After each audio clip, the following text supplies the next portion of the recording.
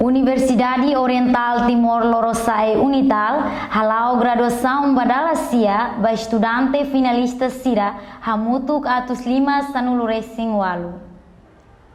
Graduação ba finalista Universidade Oriental Timor-Leste naing atus 5 sanulu racing walu ne halau ia salão universidade quinta-feira semana ne. Estudante finalista sirane mai husi faculdade hitu composto husi faculdade saúde, economia, educação, direito, cispol, agricultura na faculdade engenharia. Faculdade hitu ne honia departamento tolunulu racing 5. Pós-graduação da SIACNE Unital gradua ona estudante riunhat atusia racing. Hoje Universidade Oriental halau graduação badalasia yang Universidade Dane. Depois hoje graduado sira ia 518 graduados mais faculdade itu maka ekonomia, cispol, saúde, engenharia, educação, agricultura, técnica, o 35 departamentos. Durante a graduação, a Universidade Oriental graduou 4.900 e tal. E assim, maka graduou barak no serviço de aula. E agora, ainda precisa graduar, mas vamos serviço de aula mai sekolah ini e graduar.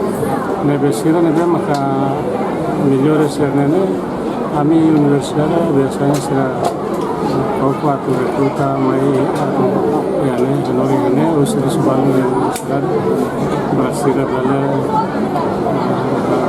preparar saya docentes de recrutamento permanente. Depois sira nebe maka balu sira serviço a minha entrega governo da comunidade e dependemos da Sira bela halau serviço rumah bela sira bela lokasi ko sira bela halau masuk sira nebe maka valor dia que sira maka baik yang prepara sira mais ajuda.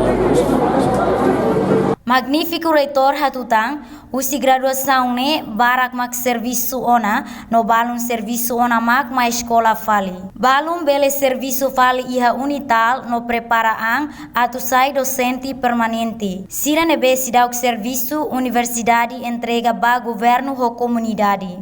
Dependemos ba graduado sira bele cria serviço rasi. Entretanto, ba programa mestrado Universidade Loke Cleur ona ba área rua, direito ambiental no programa gestão. Atualmente processa ona documento no avaliação o Ministério Ensino Superior no Cultura. Participa e a graduação ne Conselheiro Máximo Partido Kunto José dos Santos Naimori Bucar, Ministra Solidariedade Social no Inclusão Armanda Berta, convidados no Inang Amansira. Reportagem Ana Rosária Cesarina da Costa, Televisão Timor Post.